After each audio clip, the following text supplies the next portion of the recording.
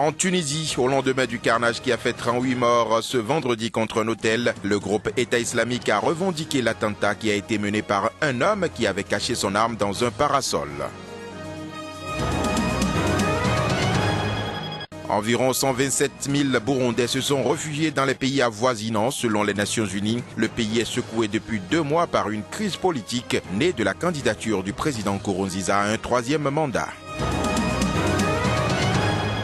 En Côte d'Ivoire, le Conseil de sécurité des Nations Unies a décidé dans une résolution de prolonger le mandat de l'ONUCI. Cette mission de stabilisation est prolongée jusqu'en juin 2016.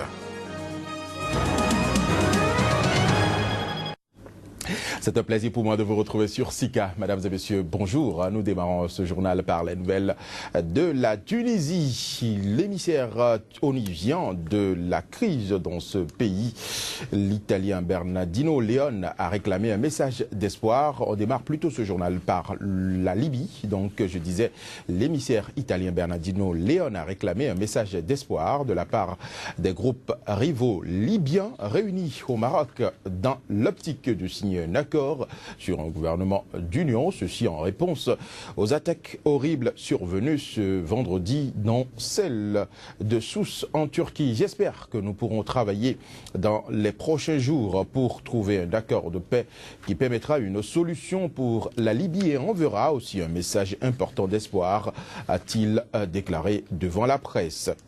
Et parlant justement donc de ce message d'espoir, le médiateur onusien a également au cours de cette conférence de presse lancé un appel de la communauté internationale.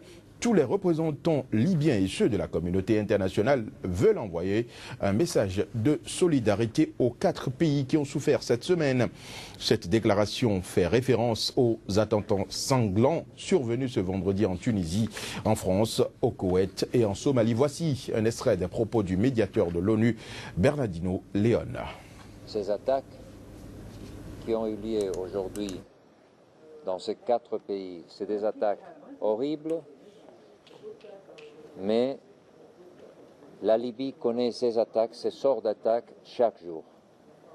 On doit terminer avec cette situation, on doit trouver un accord. Je voudrais que ce message de condamnation soit aussi également un message d'espoir. D'espoir pour tous ces Libyens qui souffrent, pour tous ces Libyens qui, depuis un an, connaissent la guerre, la destruction, le déplacement, la manque de liberté et même le combat et la perte de la vie. Et justement, au sujet de l'attentat de Tunisie, au moins 38 personnes, dont une majorité de Britanniques, ont été tuées ce vendredi lorsqu'un homme qui avait camouflé son arme dans un parasol a ouvert le feu dans un hôtel au bord de la mer, près de la ville tunisienne de Sousse. Les autorités parlent de carnage. Cette attaque a été revendiquée par l'organisation islamiste État islamique. Les faits dans ce reportage. Le bilan de l'attaque contre l'hôtel rue Impériale Maraba à Port El Katawi, situé à 140 km au sud de Tunis, a atteint en début de soirée 37 morts selon le ministère de la Santé qui ne peut préciser leur nationalité. 36 personnes, notamment des ressortissants de Grande-Bretagne, de Belgique, d'Allemagne et de Norvège, ont aussi été blessés. Au moins 5 Britanniques et une Irlandaise figurent parmi les étrangers tués, ont indiqué les autorités de leurs pays respectifs. On est en guerre contre le terrorisme. C'est une guerre que nous ne menons pas seuls. Nous menons avec les pays amis européens qui sont eux-mêmes touchés par cet état de choses et par les pays voisins. Les mesures vont être très dures maintenant, tout va changer. Il y a une réunion qui va se tenir avec le chef du gouvernement et un certain nombre de mesures vont être prises. Et ce seront des décisions extrêmement dures, je dirais. Les autorités ont indiqué que l'attentat avait été commis par un étudiant tunisien inconnu des services de police. L'auteur des faits s'était fait passer pour un vacancier se rendant à la plage. L'assaillant a visé les clients sur la plage, puis pénétré dans l'enceinte de l'hôtel pour abattre des clients installés au bord des piscines. Le président français François Hollande et son homologue tunisien ont exprimé leur solidarité face au terrorisme après les attentats qui ont visé les 2 pays. La Maison-Blanche a condamné les attaques odieuses survenues vendredi en France, en Tunisie et au Koweït, tout comme Al-Azhar, prestigieuse institution de l'islam sunnite. Après l'attaque du Bardo du 18 mars, le secteur stratégique du tourisme tunisien a enregistré en avril de très mauvais résultats avec un recul sur un an de 25,7% du nombre de touristes et de 26,3% des recettes en devises. Notre agence GTR nous a conseillé de rentrer tout de suite dans notre pays en Belgique. C'était une obligation de quitter tout de suite le pays. Je vous dis la vérité, j'ai un peu peur. Oui. J'ai un peu peur. J'ai vu les vidéos, les images et ça m'a choqué un peu parce qu'on n'était pas trop loin du drame, quoi. On était à quelques hôtels plus loin. Cette attaque, la pire de l'histoire récente de la Tunisie, frappe un pays qui voit monter la menace djihadiste depuis sa révolution en 2011. En Éthiopie à présent, plusieurs centaines de réfugiés érythréens ont manifesté ce vendredi devant le siège de l'Union africaine à Addis Abeba. Ils demandaient plus de fermeté de la part de cette organisation panafricaine à l'égard d'Asmara face aux violations des droits de l'homme dans le pays. Reportage. Le rassemblement s'est fait sous l'œil bienveillant des forces de sécurité éthiopiennes qui tolèrent d'ordinaire difficilement les manifestations en faveur des droits de l'homme. L'Érythrée, qui a acquis son indépendance de l'Éthiopie en 1991, entretient des relations très tendues avec Addis Abeba depuis une guerre frontalière entre 1998 et 2000. Des pancartes sur lesquelles on pouvait lire « Non à l'impunité en Érythrée » et des portraits du président érythréen Isaias Afwerki demandant son renvoi devant la Cour pénale internationale pour crimes contre l'humanité étaient visibles dans le cortège qui s'est arrêté devant les grilles de l'Union africaine. Pour ces manifestants, l'Union africaine ferme les yeux sur les souffrances des Érythréens. Ils demandent de reconnaître les abus perpétrés par le gouvernement érythréen. Dans un rapport de 500 pages rendu public début juin, l'ONU a souligné les violations systématiques et à grande échelle des droits de l'homme par le gouvernement d'Asmara qui pousse quelques 5000 Érythréens à fuir leur pays chaque mois. Les Érythréens sont, après les Syriens, le deuxième groupe le plus important de réfugiés à risquer leur vie en traversant la Méditerranée pour rejoindre l'Europe. La Guinée à présent, le dialogue politique qui rassemblait depuis la semaine dernière majorité, opposition et gouvernement a été suspendu ce vendredi. La raison évoquée, de nouveaux désaccords, notamment sur la date des élections locales et la réforme de la commission électorale. Le ministre de la Justice qui préside ces pourparlers a suspendu la séance qui devrait reprendre lundi prochain. Dans le camp de l'opposition, toute participation au dialogue est suspendue sans une précision sur la date de reprise des négociations. Un tour au Burundi. À présent, environ 127 000 personnes se sont réfugiées dans les pays avoisinants, selon les Nations Unies. L'annonce a été faite ce vendredi à Genève au cours d'une conférence de presse. Précisons que le Burundi est secoué depuis 2 mois par une crise politique née de la candidature du président Pierre Nkurunziza à un 3e mandat. Voici un extrait des propos de Adrian Edwards. Il est le porte-parole du Haut Commissariat des Nations Unies pour les réfugiés. Le bureau de pays avoisinants ont remarqué une constante augmentation des arrivées de réfugiés burundais. Ils nous disent qu'ils fuient l'instabilité politique et les violences liées aux élections, les attaques armées et les arrestations arbitraires. La crise politique au Burundi, qui a commencé en avril dernier, a jusqu'à maintenant vu environ 127 000 Burundais s'enregistrer en tant que réfugiés dans les pays voisins, y compris la Tanzanie.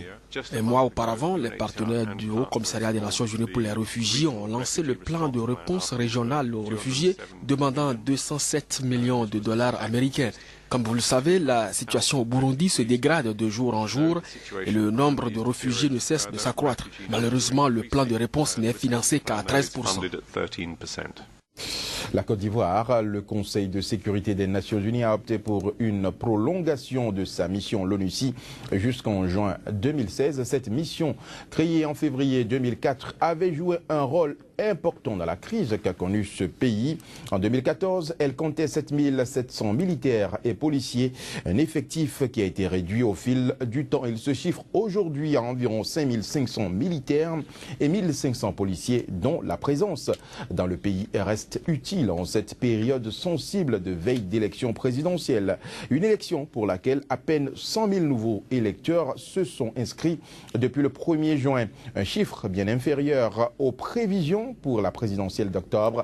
Cette opération est prévue prendre fin mardi prochain. Précisons qu'en 2010, 5,7 millions d'électeurs s'étaient inscrits sur les listes électorales et 4,6 millions d'électeurs avaient réellement participé au scrutin. En Afrique du Sud, le syndicat national des mineurs, l'un des deux syndicats dont certains membres sont morts lors de la tuerie de Marikana, s'est aussi prononcé sur le rapport de la commission d'enquête. C'est par la voix de son secrétaire général que nous vous invitons ici à suivre. La commission a constaté que l'OMIN avait été imprudent en exhortant les employés à venir travailler en connaissance des dangers qu'ils encouraient, ce qui signifie que l'OMIN est en partie responsable des blessures et des décès de ses employés et de ses sous-traitants. NUM notes with respect the degree of criticism directed. La NUM note avec respect les critiques adressées directement par la Commission envers la NUM par rapport aux conseils donnés par la branche locale de Marikana aux opérateurs de foration pendant la grève et les efforts du leadership local d'encourager et assister les travailleurs non grévistes de descendre dans le puits dans des circonstances où il existait un danger de mort ou de blessure causé par des travailleurs grévistes armés voulant imposer la grève à travers des moyens illégaux. La NUM va examiner attentivement ces conclusions et prendra note pour le futur.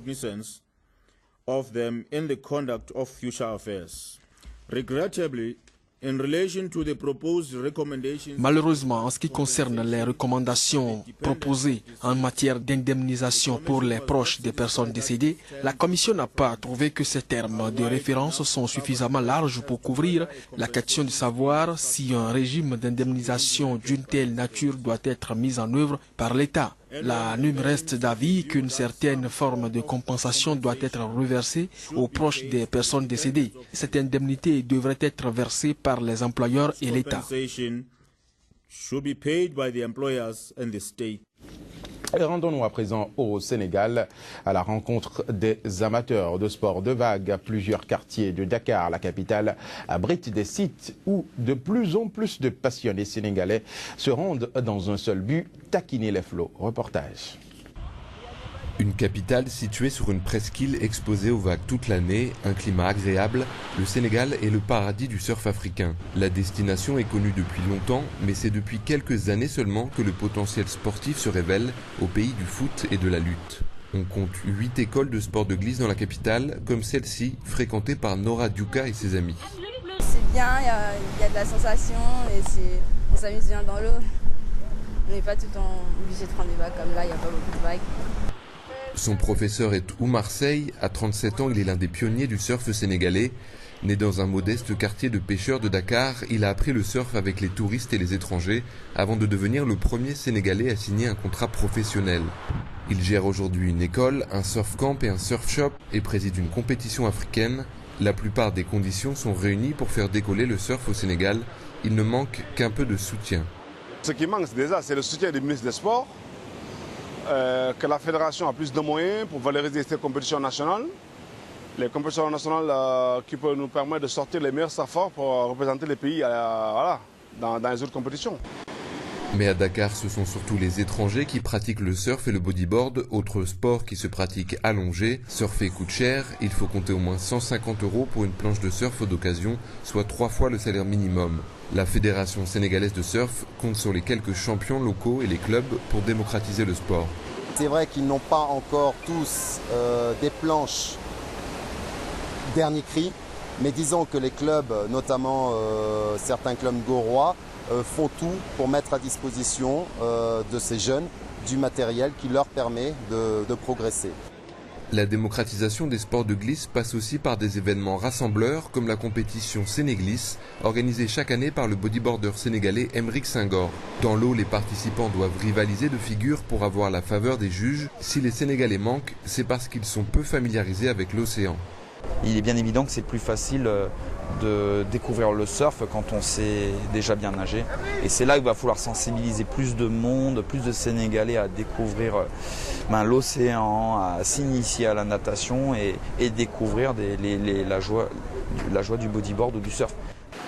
En attendant de devenir peut-être un jour une place forte du surf mondial, le Sénégal veut s'affirmer comme la locomotive d'un surf africain en plein essor.